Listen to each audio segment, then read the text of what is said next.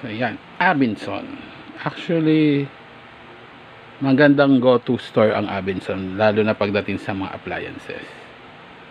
Kung makikita nyo sa mga past video natin, yung gas range namin na Fuji Denso galing Abenson, na ibang gamit ko yata na hindi na na-post galing Abenson. Kasi sa Abenson medyo mura yung mga appliances nila. Tapos kung medyo marami-rami kayong binili, kung minsan may discount. Saka alam mo na kasing credible yung tindahan kasi ang tagal na nila. So ngayon, bumili uli ako ng phone sa Abenson. So usually doon kami bumibili. So ngayon, ito yung Redmi 13C. Very budget friendly na phone kasi to. So ganito, para doon sa mga gamer talaga na gusto nila is magagandang spec, hindi para sa inyo to. Pero kung timpong ML lang naman na nilalaro nyo, Candy Crush, kailangan nyo lang ng phone para tumawag, then maganda na to, Redmi C. So although 4G lang siya, saka Helio G85 lang ang kanyang chipset, yung MediaTek. Then eMMC na rin, 5.1. Ano pa ba to? Camera 50MP lang, 2MP front, yung back is 50MP, megapixels. Ano pa? Front pala is 8 megapixel. So HDR 1080, Corning Gorilla Glass. So relatively okay. So okay, pero for 5,500 para sa akin more than okay itong product na to. So anyway, ako kasi medyo bias ako sa Redmi. So meron ako yung isa kong unang phone, hindi pala unang phone, yung isa ko kasing Xiaomi phone dati, yung Mi 3, yung unang Mi Xiaomi na lumabas sa Pilipinas under ng Smart. So simula doon, pag as much as possible, kung may pera ako, kung lang, actually hindi ako kasi bumibili ng phone. So usually ang phone ko galing lang doon sa subscription ko sa mga plan. So yung mga mumurahin lang talaga. So pero kung kailangan kong bumili, ang top priority ko lagi is Xiaomi. So currently sa family ko, sa amin, may Mi 3, Redmi Note 7, Redmi Note 10, tas Redmi 13C naman. Ito 13. So pang, nako na ba to? Pang fourth na Xiaomi phone. So ito siya. So maganda naman yung pagkaka-matte niya. Matte ba to? Black. So yan, on natin. 500 mAh battery. So support daw na 18 watt charging, pero sa box ang nakalagay maliban sa phone ay charger lang, saka yung pin, yung SIM injector, then manual. So wala siyang case na pre-case, saka yung charger niya is 10 watt lang, hindi siya 18. So tanggalin natin ang sticker, protection pala. Yan. So tingnan natin, swipe up. Yan. Ano ba meron dito? May hunt na tayo ng ano.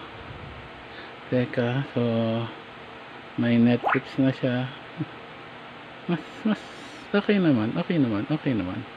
Oh, you are not signed in. Paano? Camera. Oh. Mukhang okay din yung camera. Mukhang okay yung screen niya. Okay. Mukhang maganda. Oo nga, maganda. Hanggang ilang 10 times ang zoom niya. Battle damage yung ano ko, no, yung Iron Man, no. Tapos katabi niya si All Might. Tapos si ano, Astray pala to, Red Gundam. Sa kabila si Superman, sa likuran si Deadpool.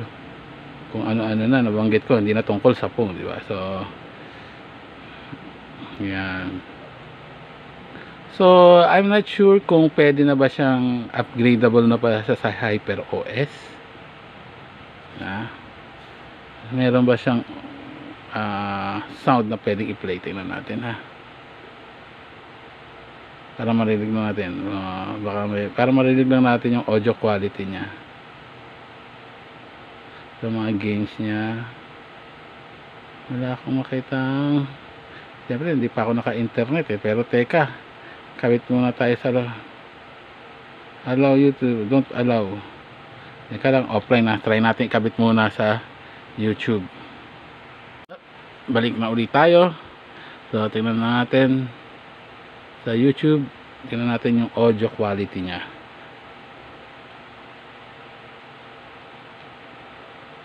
Ano ba ang ganda natin, ano,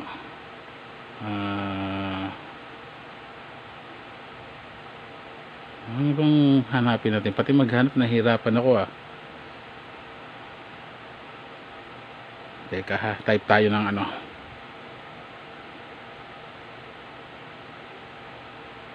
Gundam.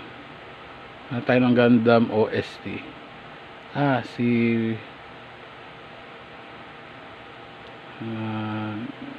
XX ba yun? Ang ganda yung OST ng XX, Gundam X yan. Teka, ito, teka,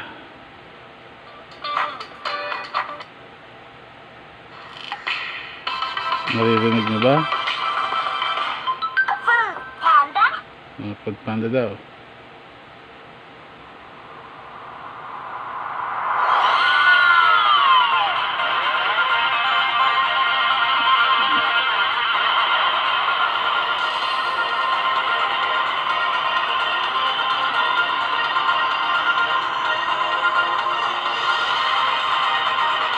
Hindi pala ito yung hinahanap ng OST. Teka, hanap tayo yung Human Touch na Gundam.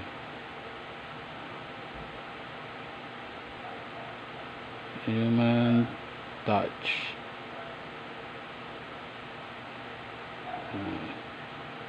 Ito yung pinaka magandang OST ng Gundam kasi nasa English, ay, nasaan? Ito. Yan.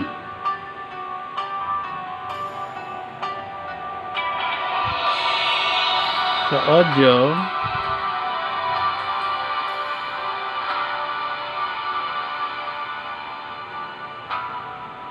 can I find the words to tell you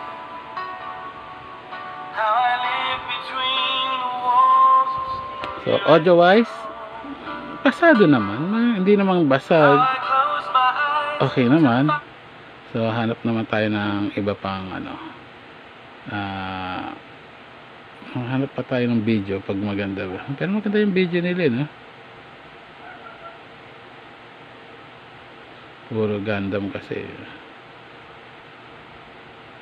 Hanap tayo ng bakit pala tayo sa PTB tayo, PTB Kaleidoscope.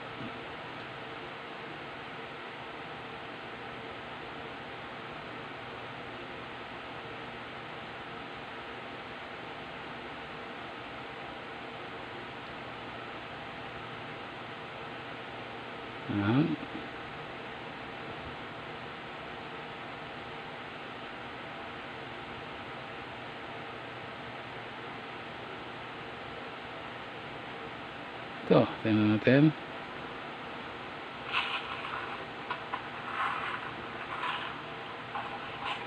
Yan.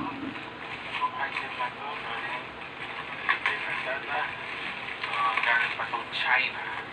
Kapag gray packaging, alam ko China yun.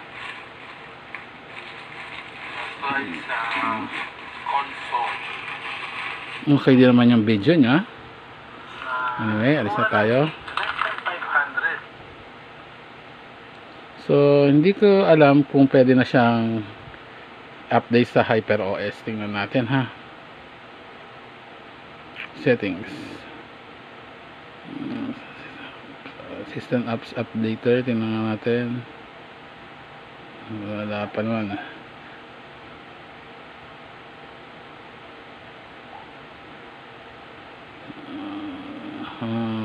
Wala pa doon sa system out saan ko ba makikita yun anyway, wala pa doon, so malamang hindi pa.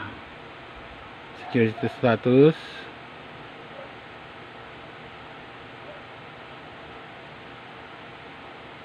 so 2023 pa tong model na to, sorry hindi ko nakikita. So yan, okay naman siya, simple games lang naman ang pwede mong laruin dito. So mamaya siguro pag nag-install tayo ng ibang game, naman to, puro basic lang anyway. So yan, kung ano man yung mga ibang specs and videos, tingnan natin. Actually gusto ko dati sa Xiaomi may infrared remote. Ngayon yata wala na tong remote control. Tingnan natin kung may additional FM radio, gumagana ba si FM.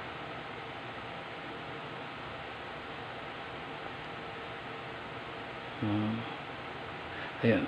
Ay, ang ayaw ko lang dito, kailangan lagi ng antena. Kinagamit na kasi antena yung earphone para makasagap. So, may scanner, mga basic naman to, okay lang. So, anyway, hindi natin kailangan yan.